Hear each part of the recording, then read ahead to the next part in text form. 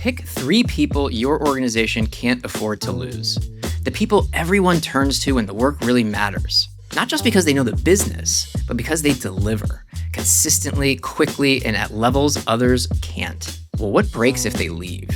In lean organizations, top performers don't just drive results. They often carry structural weight. And over time, what looks like talent density can quietly become talent dependency. The issue isn't that leaders give their most important work to top performers.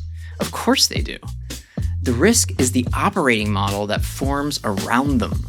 Bottlenecks, burnout, knowledge concentration, succession gaps, and a business that may be a lot more fragile than it looks. So today we're asking, when does relying on super performers cross the line into real enterprise risk? And how does HR manage that risk without lowering the bar on performance? I'm Eric Glass, and this is Piece of Work, a Dayforce podcast. So what can CHROs and people leaders do to manage the risk associated with super performers? And how can they spot these risks when everything appears to be working well? To start, I reached out to Dr. Rebecca Kehoe, Professor of Human Resources Studies at Cornell University's ILR School. Rebecca studies how organizations create competitive advantage through people and why reasonable short-term talent decisions can compound into long-term vulnerability. Rebecca, thank you for joining the podcast. Very excited to have you here. Thank you so much for having me. Well, let's dive right in. So in a lot of organizations right now, which are smaller teams, fewer layers, we're seeing a heavy reliance on a small group of top performers to carry the critical work. At what point does that become a liability for companies, or has it already? It's a good question. I think, for some organizations, it absolutely has, and for others, not as much. I think reliance on top performers isn't inherently a bad thing. They create a ton of value. They can guide us into new strategic directions. They can attract clients. They can lead projects. They can do a lot of wonderful things. What it really comes down to is how the organization's managing that dynamic, right? So are we just relying on those top performers to the extent that we're super dependent on them and everything's going to break if they leave? Or are we relying on those top performers who maybe are also lifting others up? Maybe we're also developing a pipeline of talent who can come after them. So much of it depends not on just that reliance, but what's behind it. Yeah, and such great points. How we're seeing, particularly recently, a lot of changes in the dimensions of the workforce, a lot of companies reducing layers, spans of control, et cetera. And are you seeing, sort of companies like, hey, we got to take this action, we got to bring costs down, we got to go with AI, we got to do these things, and they sort of take action and then sort of figure out, okay, well, what now do we actually have relative to succession? Of course, we kept these highest performers. Is it like a do it and then sort of figure it out, or are you seeing it like a more thoughtfulness of let's try our very best to understand, what is our mix of high performers? Yeah, this is a great question. I was with a group of HR leaders about a month ago, and we were talking about this very question. And someone raised their hand and kind of said, all of this makes sense. We know all of this. We know that we shouldn't be just investing in these top performers. We know that we shouldn't tolerate behavior from top performers that we wouldn't tolerate from others. But I think, what I see, and I think what it comes down to is that leaders make really rational short-term decisions. You have a high-stakes project. You've got a high-profile client. Who do you want to give it to? You give it to your top performer, right? Safe bet. They're going to do well. Makes a whole lot of sense. Multiply that by 5 or 10 or 20 big projects, major clients, and now all of a sudden you've gutted the rest of your capability. You've invested only in the development of your top performers because you've made a series of rational short-term decisions that end up to long-term kind of dependence, liability, vulnerability from the perspective of the organization. So I think part of it comes down to that we're trying to do the right thing right now, and sometimes the right thing right now, or what looks like the right thing right now, or the easiest thing right now, doesn't add up to what's best for the organization in the long term. Oh, that's a really, really great point. As we, sort of accelerate into this, continuing to, change almost daily in terms of the workforce experience. Like, does this reach a breaking point? Sometimes organizations feel the breaking point while they're relying on those top performers, right? They start to see bottlenecks because one individual, even if they're a top performer, it doesn't matter how competent they are. If you keep throwing everything at them, they can only do so much. So it starts to slow the organization down. Those top performers are likely to get burnout and things are likely to break while they're still there. In other cases, organizations realize after they lose the high performers, right? Maybe they've lost them because they're burnout. Maybe they've lost them to other opportunities. We know they have more opportunities than any other employee. And at that point, to the extent that we haven't developed other talent, that we don't have a bench, we're totally gutted, right? We have no capability because we've been riding entirely on the contributions of those top performers. And that's where organizations have to rebuild. And hopefully they rebuild in a way that recognizes the limitations of their past model. Was that the sense of your crew of CHROs? Was there, I got to do this different. I got to bring a different, sort of view back to the organization? Or was it like, we're going to continue to believe we can succeed? I think at the end of our discussion, there was some optimism. I think it was helpful for them to talk to others, other HR leaders and other organizations to recognize they weren't alone in facing this challenge. Another point in that discussion, which I think did kind of create what I think is a trigger for them to go back and do things differently. I asked them just kind of go through a thought exercise. I said, I want you to identify 3 top performers in your organization. Now imagine that each of them left tomorrow. What would break? And I got some kind of deer in the headlights for a second. And I gave them about 15 minutes and they started mapping things out. They were thinking about networks. They're thinking about projects, processes, clients, right? All kinds of things that are hinging on these top performers. And they recognize, okay, this is problematic. This is problematic that if one individual leaves, everything breaks or all of these things break. I think and I hope that at least for this small group of HR leaders, that was an impetus to go back and say, we need to take seriously this problem that we know we've had, right? And here's what we're going to do about it. But have you seen some organizations, just even anecdotally, that have really worked to be thoughtful, meaning, they know they're getting whatever they're getting out of the top, 3, 5, 10%. And they've really been thoughtful then around the, leadership pipeline behind that, around the talent density, sort of around that? I have. I think that comes down to 2 things, really. The first is really around the leadership and the HR structures or practices that you have in place, right? Are we incentivizing individualistic contributions, or are we incentivizing, your strong individual contributions, but also collaborating, sharing your knowledge, codifying your knowledge so we can use it later? Are we thinking about work structures where we have the same top performers always leading the team? Or do we have work structures where maybe sometimes they're taking a back seat so they're there for guidance, but we're putting others up in the front so that they can gain that experience, which means taking risks. And that's where the leadership piece comes into play, right? It's getting leaders on board with the idea that, hey, guess what? That go-to person, you can't always go to them, because if you do, then you're not going to be able to go to anyone else. That's when the organization becomes incredibly vulnerable. So I think some of it comes down to HR and leadership.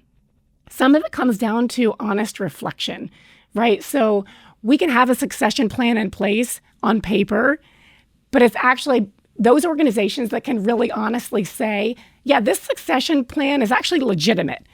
If we lost this person tomorrow, this next person's actually ready to move into that role. Too often, that process of succession planning is just putting names on paper, and it doesn't really mean anything. We're not pairing the development, the opportunities for those successors or potential successors so that they're actually ready when it comes time. That's a lot harder, right? That's a lot of coaching, training, mentoring, skills assessment. But I mean, if you could really drive a system where it's if you're sitting in that CHRO seat of we're going to do this, we're going to figure it out, we're going to model it, ultimately just drive higher performance across the organization. Because again, you're still going to have some set. That's a better output, right? I mean, it has to be. Mathematically, it's better for everyone. So there's this notion in this line of research called the Matthew effect, and it's this idea of cumulative advantage. And The way I always describe it is it's kind of the idea of the rich get richer, but in the work context. The idea is that when you're super performers, right? They start out and they have this kind of initial breakthrough where they establish themselves as a top performer. They draw all kinds of attention. And that recognition, combined with kind of maybe a few additional highly visible performance events, ends up bringing the status to them where now they're seen differently. They're seen there, they become the go-to. So leaders end up giving them more resources. Leaders end up delegating opportunities to them because they know they're going to be successful every time. So what you see is that, yeah, they might start out and maybe they're more capable to start. Maybe they're more motivated to start than more typical average performers. But then you have this like perpetuating pattern where that gap widens because not just the ability they have and the motivation they have, but the resources they're given, the opportunities they're given that others aren't. And so I think this is really important in thinking about what you just raised, because that's the cycle we need to break if we want to think about developing other talent. And that can take different forms, right? Sometimes it's stretch assignments for people who might not be identified as high potentials. Sometimes it's pairing average employees with those top performers and making sure that they're getting opportunities to interact with high-profile clients or taking the lead on a project here or there. They've got to have the opportunity to fail, which is what we don't like to think about. And that's the kind of a cultural shift and a leadership shift that we need within organizations if we want to see the other 97% of the workforce kind of contributing more and having more opportunity to develop. What looks like heavy reliance today can either look like vulnerability tomorrow, or it can look like setting the stage for others to shine tomorrow. Speaking with Rebecca, what was most striking was how easily this risk can hide inside good business decisions. The right person gets the critical work, they deliver, and over time, the organization becomes more dependent than it realizes. To understand what that looks like in practice, I connected with Brandy Garnero, Chief Human Capital Officer at Foundry Commercial. Brandy leads talent strategy in a growing business, and she's seen how quickly a trusted high performer can become a single point of failure. Well, Brandy, thank you for joining the podcast. I've had a great opportunity to spend time with you in previous and other iterations, and so just always so fun to talk to you and on a great topic as we think about the topic of what are the impacts when you've got a reliance on a small number of top performers, and even maybe sort of those super performers, right? It's an interesting balance of where's that line where maybe you have just a few individuals potentially carrying too much, frankly, of the weight and the responsibility, and therefore where does it potentially then create fragility or fracture inside the organization? Have you seen that in play in organizations? Yeah, absolutely. I think I've seen it a lot of times, but in the organizations that I've seen it, a lot of times it starts with a smaller organization that a lot of people are wearing a lot of hats, and you really need those individuals to perform. And they can solve a lot of problems. They can do it without a lot of direction, and they get the results. So again, it makes sense. But the challenge is that over time, that individual can become burnt out. They can carry a disproportionate amount of the work. And as your organization begins to grow, are you really bringing the people underneath them behind? Because all roads kind of lead through that person. And that's in the organizations that I've worked in, there's been a lot of that. And you frequently get, hey, this individual holds the keys for everything. And that's usually a sign of, oh my goodness, okay, we need to start thinking about that. When you do that, you actually can slow your long-term growth. And that individual, that super performer, also their confidence can be hurt by that, because at some point, they can only perform for so long at that level, given the size and the scale of maybe what you're putting on their plate. Is there an inflection point where you go from the we need to think about this to, okay, now we have problems, or something is starting to break, right? Does it, I guess maybe put another way, does it take something breaking? Or, have you also experienced where when you say, hey, it's time to start thinking about it, you really do start taking the right steps? Like what kind of happens first? Every organization is different. I've been in some where it literally had to break. Something had to happen. And that could have been somebody left. A deliverable was missed that was pretty significant from a client perspective. I feel like as I've gotten more experience at that, I can see kind of the warning signs coming.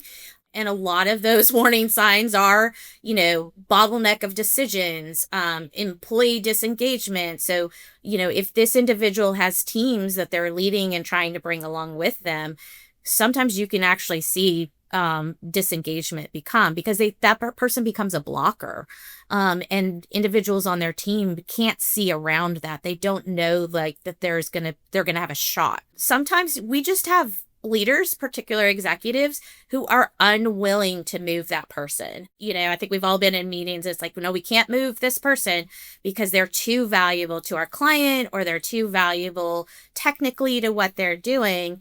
And those are red flags in my mind. And those are symptoms where we can say, hey, we need to figure out a different strategy around this. And so I would say I've been in both, and either way, it takes a long time. If those issues are unaddressed, it takes a long time to turn that around and really get back kind of the super performance that you were receiving out of that individual. Based on what you're describing, like, did you have a situation where, did you ever find yourself in really having to push on another leader to, hey, you're gonna have to see the situation in a different way, because ultimately this is leading to, we're gaining the value here, but there's a downside risk that you're not seeing. I mean, was there a time where you really had to like wrestle that with your peers and leaders, and what was that like? Yeah, absolutely. I think what I always try to do is understand what are they trying to do and what are they motivated by. There is absolutely times where you need a super high performer who, if there's a crisis going on, there's something very complex, you need sometimes that expertise. You need those individuals to be there, in the foxhole with you. But what I try to help leaders understand is that that's a moment in time that we can absolutely rely on those individuals, but that as we move forward, we need to be developing a long-term strategy, because this model is not sustainable. And we need to make sure that we're bringing others along, even if they're just sitting in the room or sitting on the call to observe. You've got to begin to give them reps so that they have the opportunity to rise up and be a super performer. This is about making sure that we have a long-term strategy around our talent so that we're bringing people along with us. It makes total sense. They're tough. They're tough conversations, again, because when you've got that engine of value going, it's hard to then step back or run alongside it to build what you have to build. Have you sort of experienced any like challenge or friction when you're working with them and basically saying, hey, we gotta bottle up some of your magic and and coach up the next? Have you found that sometimes there's like friction to, not necessarily take the foot off the gas, but to, again, be able to understand, like, we got to help, coach others to be able to, operate at your speed, value, agility, whatever it might be.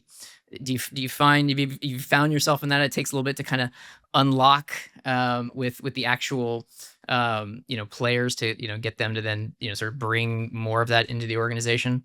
Absolutely.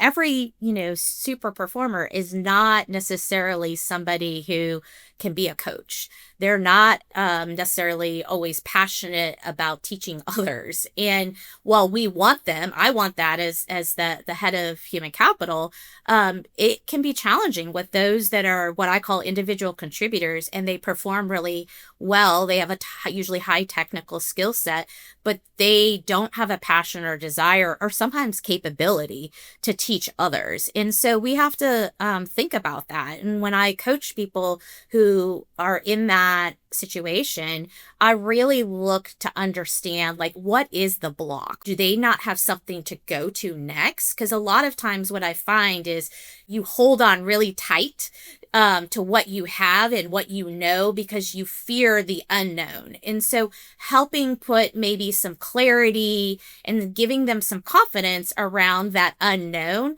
so that they can loosen those reins and they can begin to delegate and they can begin to transfer some of that knowledge. And sometimes individuals, like I said, are just not capable of transferring that knowledge. And so what I've done in the past is we've partnered other leaders and executives around that. So we partner more of a team and we're trying to kind of ask questions. It feels a little less threatening. If you can provide a little more clarity on, what's next for them, what does this mean for them? Maybe they don't desire to move on to something else, but again, most super performers have really heavy workloads. And so can you give them a better quality of life? Can you give them space to work on work that is meaningful to them? But it can be really hard. It can take a long time, especially depending on where that person is at in their career. If they're very senior in their career, that is their identity and that's their confidence. And so you've got to be really careful in how you navigate that. I mean, have you seen it where it just frankly goes to break point, whether that be all of a sudden either the very top person or a couple of top people leave for the next thing and it's just the succession's not there, the model isn't there. What was that like? What did that look like? It was very painful. It was and not fun. Right. Yes. Right. A lot of times you have these succession plans and they're on paper, you present them to the board, maybe even generally they're socialized and leaders know about them, but they haven't been put into practice and you actually haven't provided the experience and the growth opportunities for these individuals to step into those roles. And so when you have a situation where somebody leaves the organization, and it's particularly somebody who was really high performer, all roads went through them, it is incredibly painful. But at that moment, what I've chose to do is look at it as an opportunity. It's lessons learned. It's okay. Let's start asking questions. Should we continue to do it like this? So we have a role on our executive team today where there are a lot of business lines that go through that individual. If that individual were to retire, what would we do? We wouldn't do a one-for-one replacement. We would think about the business differently. So I would say in those moments, while it can be extreme pain, there's usually a lot of emotion, but I try to look at it as it's an opportunity for us. And let's not let this moment go by. Let's see, are there areas of our business that we should reorganize, that we need to do differently? Does this make sense? And let's do it now while we're in this kind of state of unrest. How do you build the bench? What would you, how do you think about it and what would you recommend to other HR leaders? Yeah, I think it first starts by making sure that the executive team and the senior leaders really understand the importance of that.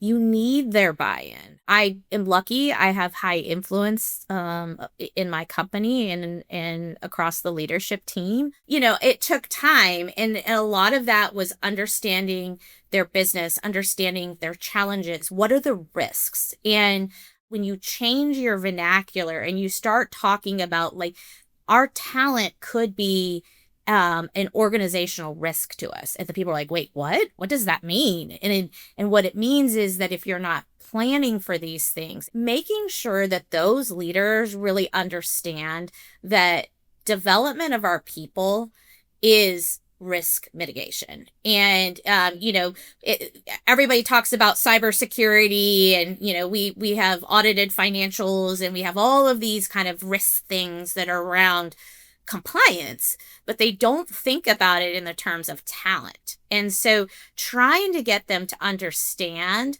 that you have to create enterprise level resilience. That is the key. we're developing this to create that really enterprise, like I said, resiliency that is very much needed and is a critical piece of our growth. After talking with Rebecca and Brandy, one thing stood out. The risk isn't having super performers. The risk is depending on them staying exactly where they are and carrying the same weight indefinitely. That dependency can show up as bottlenecks, burnout, disengagement, or succession plans that look good on paper but haven't been tested in practice. For HR leaders, the work now is to treat talent development as enterprise resilience. Spread knowledge, build bench strength, give others real reps, and reward top performers not just for what they deliver, but for how they lift capability around them. Thanks for listening to Piece of Work. I'm Eric Glass. If you enjoyed the show, follow us on Spotify, Apple Podcasts, YouTube, or wherever you get your podcasts.